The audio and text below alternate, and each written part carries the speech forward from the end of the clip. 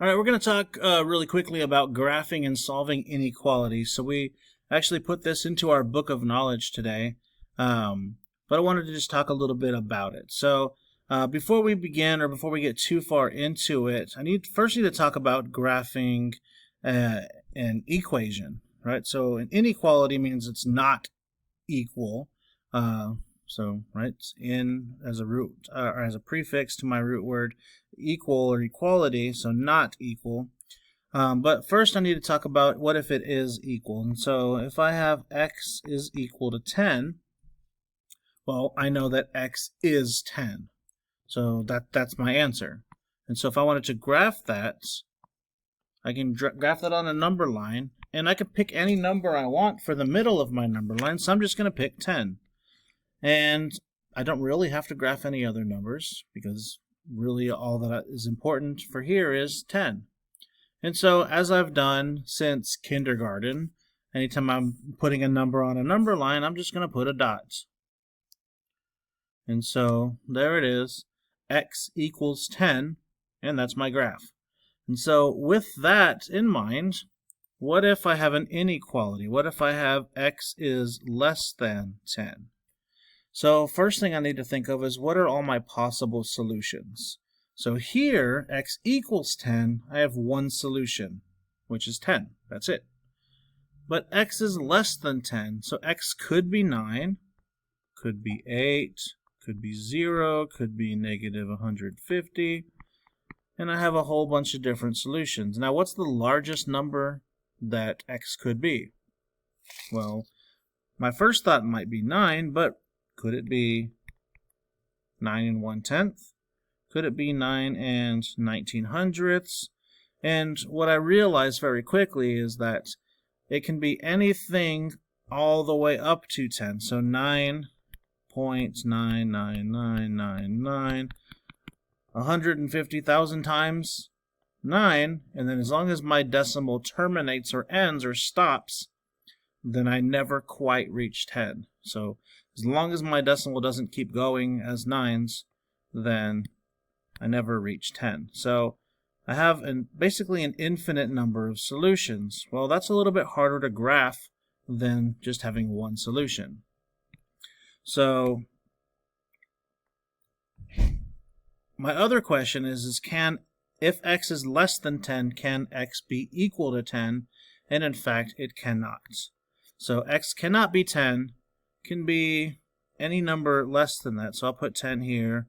Could be 9, could be 8, 7, 6, negative numbers. And so I have all these solutions that it could be, but I can never quite get to 10. But I can go to all these solutions. And the easiest way to notate that would be to shade my line. But before I can shade my line, x can't actually ever get to 10. And so what we find is that I have to have a bubble or a force field or something around 10 to protect 10.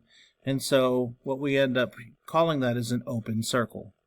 And so it's all of these solutions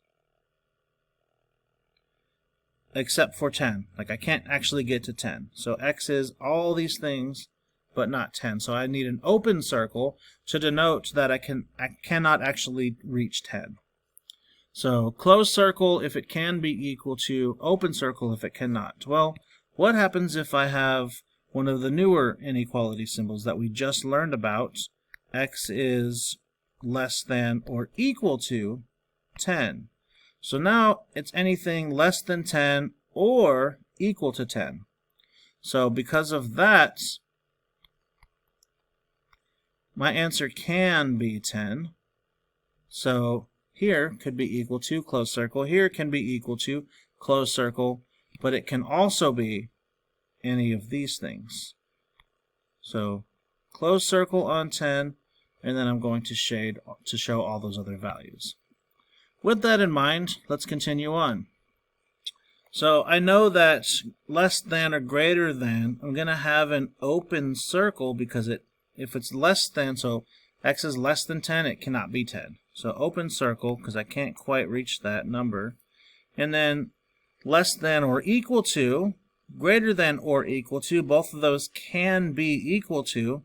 And so that's going to be a closed circle. My first inequality, x is less than 0. So if x is less than 0, it cannot be equal to 0. I need to protect 0, put a force field around it. And I'm going to use two test values, -5 and 5. And I'm going to just substitute these into my original expression, or inequality rather. So -5 is less than 0. Is that true? And in fact, it is true. And so substituting we've been doing on our scale builders. That's not a new concept for us. And let's use my other test value. 5 is less than 0. That is not true. So then when I shade, I know I'm going to shade to the left. And there's my graph. The second one, x is greater than 0. So if it's greater than 0, it cannot be 0. Open circle. Use my test values. And I don't have to use 5. I can use any value I want. So let's use 4 and let's use 3. So -4 is greater than 0. That's not true. Let's substitute my other one in there. 3 is greater than 0. That in fact is true. And so then I know that any number on this side of my number line, or this side of 0, will satisfy this inequality. So I could say 5 is greater than 0, 1 is greater than 0, 2 is greater than 0. And so all these values are valid. Let's continue on. Two more. X is less than or equal to 0. So here, x can be equal to 0. So if it can be equal to 0, I need a closed circle. And then my test values. -5, 5. -5 is less than 0. That is true. +5 is less than 0. Not true. So I know I have to shade to the left. Last one for this section. X is greater than or equal to 0. So here it can be equal to, so I know that I need a closed circle. And I'm going to use my test values. -5 is greater than 0. That is not true. +5 is greater than 0. That is true. And so I'm going to shade to the right. And now what I'm looking for when I'm grading your assignments is the open or closed circle, so the correct type of circle, your shading going in the correct direction, and an arrowhead. And what this arrowhead means is that it keeps going. So that arrowhead means that that line keeps going all the way to infinity, so that I know that those are all of my possible solutions. All right, so here we go. 3 examples. Example 1, graph x is less than or equal to 3. So I can put any number I want in the middle. I'm going to put 3. And I need a number on either side. I need another number smaller than 3, and I need a number larger than 3. So I like 0. I'm always going to put 0. And then we can just put any number we want. I'm going to put 100. It does not have to be to scale. Really, the numbers on either side are just going to help us to indicate which direction we're going to shade. So less than or equal to, so it can be equal to, so that'll be a closed circle. And I'm going to substitute 0 is less than 3. That is true. 100 is less than 3. That is not true. And so then I'm going to shade going to the left. Next one. Example 2. X is greater than -2. So I'm going to put -2 in the middle. X is greater, so I need a number on either side. I'll pick 0 because I like 0. It's just easy. And then -25. All right. Let's substitute some values. -25 is greater than -2. Nope. And then 0 is greater than -2. Yes, that is true. Now, do I need an open circle or a closed circle? And, yep, you're right. It cannot be, x cannot be -2. It has to be greater than. So I'm going to put an open circle and then go ahead and shade. Example 3, x is greater than or equal to 6. put my 6. I know that that's going to be a closed circle because it can be equal to couple test values, 0 and JJ Watt, 99. Alright, here we go. 0 is greater than 6. That's not true. 99 is greater than 6. That is true. I'm going to shade going to the right. And that's all 3 of those examples. Let's continue on. And I'm only going to do maybe 1 of these because addition and subtraction are pretty easy. So I'll just do 1 of these and let you do the rest. So my goal is to solve. I solve by isolating the variable. My variable is x, and with x is 8, but here I have its subtraction, or I could say that that's negative 8. Either way, however you want to look at it, it's going to be the same. So minus 8, how I undo that, or my inverse, is to add 8 or plus 8. What I do to one side, I have to do to the other. That gives me some 0 pairs. X, bring down my symbol, negative 19 plus 8, and that should give me negative 11. And I can test this out by substituting my answer back in and setting it equal. So 11, or negative 11 rather, minus 8, and set that equal to negative 19. And is that true? 11 ninjas plus 8 ninjas will give me 19 ninjas. That is true, and so that is a correct answer. It might seem a little weird testing or checking an inequality by setting it equal, but that is just how we can check to see if that is correct. Let's continue on. So for multiplication and division, I'm going to do 2 of these. I'll do 3. So there's 4 of them here. You can do 1 on your own. I'll do 3 of them. So we'll set these up. Alright. So 6x is less than or equal to 42. Now I know if I'm graphing that, that's a closed circle, because it can be equal to, but they're not asking me to graph it at this time. So my goal is to solve. I solve by isolating the variable. My variable is x. With x is 6 by way of multiplications. That's 6 times x. So how I undo multiplication is by division, and so instead of multiplying by 6, I'm going to divide by 6, and I have to do that to both sides. So 6 divided by 6 is 1. 1 times x is x. Bring down my sign. Negative 42 divided by 6. Well, 42 divided by 6 is 7.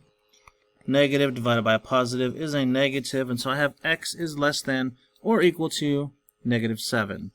And to test that, I'm just going to substitute it back in to my original. So 6 times negative 7, set it equal, negative 42. 6 times 7 is 42. Positive times a negative is a negative. It does check, and so that is a correct answer. 2 more. Negative 7x is greater than 63. Goal is to solve. I solve by isolating the variable. Variable is x, and with x I have a 7 being multiplied to it. Now, I'm just going to ignore the fact that that's a negative 7 for the moment, and we'll deal with that in just a bit. So right now I have 7x. I'm just going to care about the number first. And so 7 times x, or x times 7, I'm going to divide by 7, and I have to do that to both sides.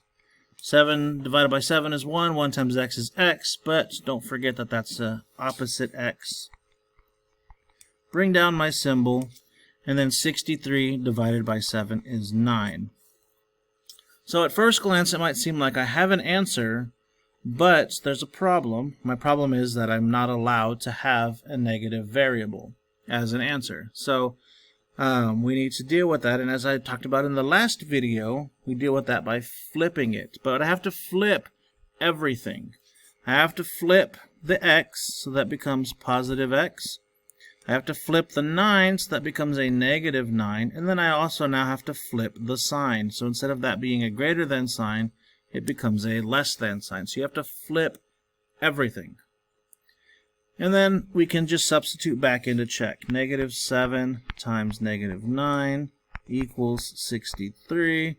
7 times 9 is 63. Negative times a negative is a positive, so it does check out. And so I have an answer of x is less than negative 9. Last one. Negative 9 is less than or equal to x divided by negative 3. So my goal is to solve. I solve by isolating the variable. With my variable is x, and with x I have divided by 3. And again, I'm just going to deal with the number first, and then I'll worry about the fact that it's negative afterwards. So x divided by 3, I undo that by multiplying by 3.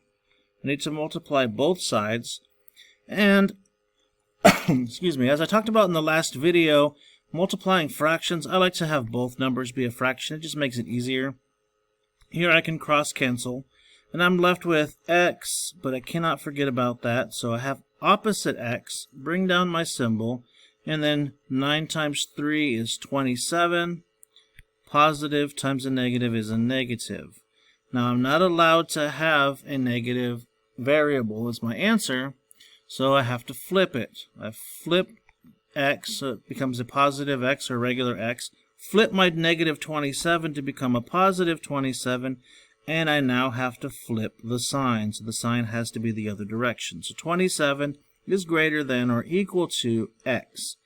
And then I can substitute that back in. Negative 9, set that equal to 27 divided by negative 3. 27 divided by 3 is 9. Positive divided by a negative is a negative. It checks out, and there's my answer. And then this very important thing we talked about on the last video. Remember, if x or any variable is negative, so if I end up with a negative variable, then you need to flip everything. So you're flipping the x, you're flipping the answer on the other side, you're flipping your sign. So we flipped equal signs before, and it was just kind of silly, but we did that to prep us for flipping our inequality sign. So you have to flip everything. Very, very important. And the last thing we talked about, less than or equal to, we talked about that as a maximum. And so maximum, even though this is kind of a new thing for us, it's not really a new idea because we understand maximum. And when I talked about that, I talked about my car being able to hold a maximum of 17 gallons of gas. So if it has a maximum of 17 gallons, I can hold exactly, so can be equal to, and I can also hold less than, but I cannot hold more than. So maximum, at most, no greater than, not over, not above. Limit, that's the limit, is 17 gallons. It cannot exceed 17 gallons. It can be equal to, right, because that's what this means here. So it can be equal to, and when I graph it, I graph with a closed circle. On the other hand, when I have my greater than or equal to, then that's a minimum. We talked about that as my Chase checking account. It requires me to have a minimum of $25 in my account at all times. So I'm allowed to have exactly 25. I'm allowed to have anything more than 25, but I cannot go less than 25. So minimum is not a new thing. We just have a new symbol for it. So minimum, at least, I have to have at least $25 in my account. I can have no less than $25, no fewer than, not under 25, not below 25. It can be equal to, because I can have exactly, that's allowed. And when I graph it, it will graph with a closed circle. And I think I went out of order, but that's okay. Less than, so x is less than a number. So less than, fewer than, under, below, but it cannot be equal to. If it has to be less than 10, it can't be 10. It could be anything smaller than 10. And when I graph that, I have to have an open circle. Greater than, more than, exceeding, above, over, again, cannot be equal to. It has to be more. And so I would graph that with an open circle. Hope that made sense. And there is inequalities. And let's look at graphing just real quick one more time, just one or two examples. just to be sure we got it. Alright, so here we go. X is greater than or equal to 5. So I'm just going to put 5 in the middle of my number line. Pick a number smaller than 5, pick a number bigger than 5. Again, doesn't have to be to scale. And because it can be equal to, I'm going to put that as a closed circle. And then I'm going to use my test values. 0 is greater than 5. Nope. 100 is greater than 5. Yes.